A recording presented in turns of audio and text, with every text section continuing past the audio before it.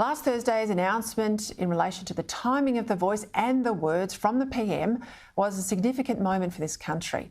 Australia now heads towards a referendum sometime, we're told, between October and December, which he's selling as a pathway to reconciliation, a way to help Indigenous Australians. Instead, as it stands, it will do the opposite, inserting race and politics and division, the very heart of our Constitution.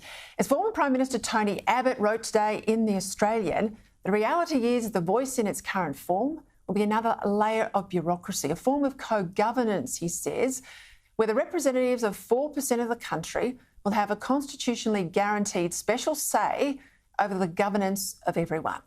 Now, this is not modest change. I'm pleased to say, joining me now is Tony Abbott.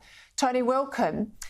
I wanted to get you on and talk about the voice because I know you feel very deeply about issues of Aboriginal dysfunction and disadvantage, and I know you have long supported reconciliation. But this is not reconciliation, you argue. Tell us why. Well, Peter, I'm all in favour of recognition and reconciliation, but this is so much more than recognition. This is the biggest change to our Constitution that we've ever been asked to make, and this would be a massive change to the way our country is governed. I think it's wrong in principle. I'm sure it would be disastrous in practice, and my fear is that in his haste to do this in a highly partisan way, the Prime Minister is unwittingly setting us up for a lose-lose situation as a nation. If this voice gets up, we will be in a diabolical situation, divided by race.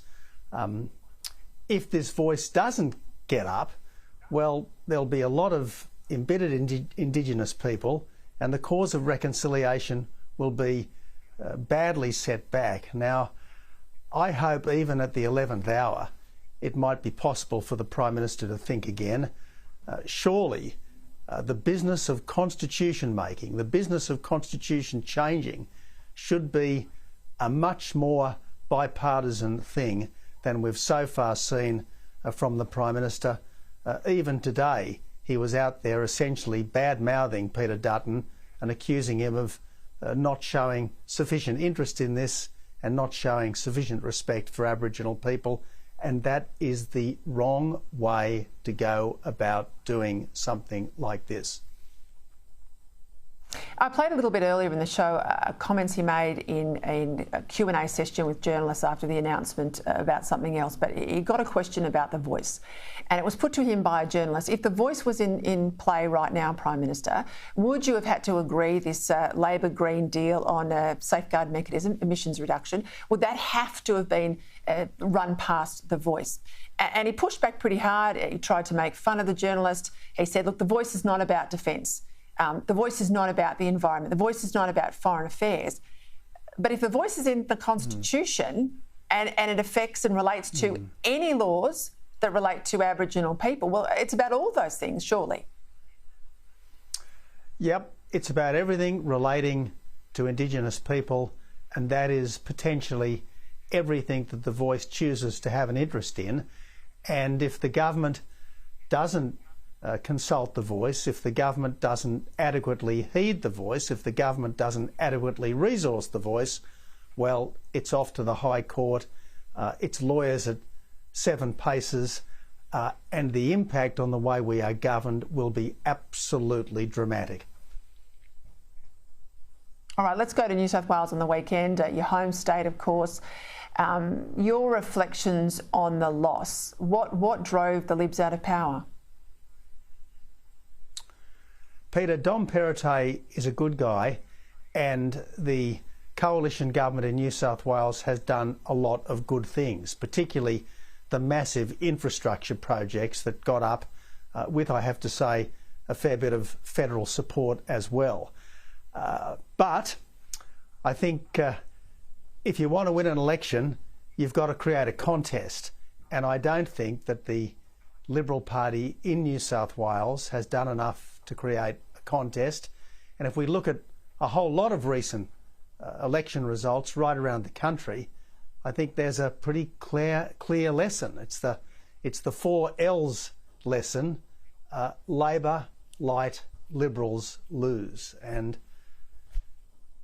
the Liberal Party has got to stand for something. Labor. And it's got to take its members seriously. What did you make of a lot of referencing of Matt Keane today decided not to run for the Liberal leadership? Comments from Michael Photius. People will remember Michael Photius as a once New South Wales Liberal minister. Of course, you famously said to Michael Photius and others that you can be a Liberal Party power broker or you can be a lobbyist, but you can't be both. What's the issue at the heart of the New South Wales Liberal Party and democratic pre-selections, rights for members vis-a-vis this factional bastardry? You might remember, Peter, that back in 2017, I think it was, the Liberal Party had a People's Convention out at Rosehill Racecourse and overwhelmingly endorsed the idea of democratic pre-selections.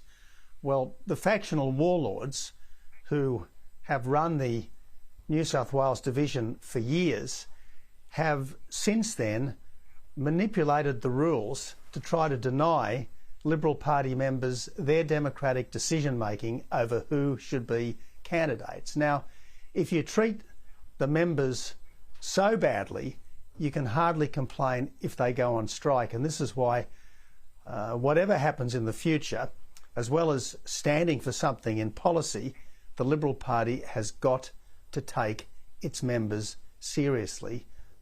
Otherwise, the Liberal Party will sooner or later face an existential crisis.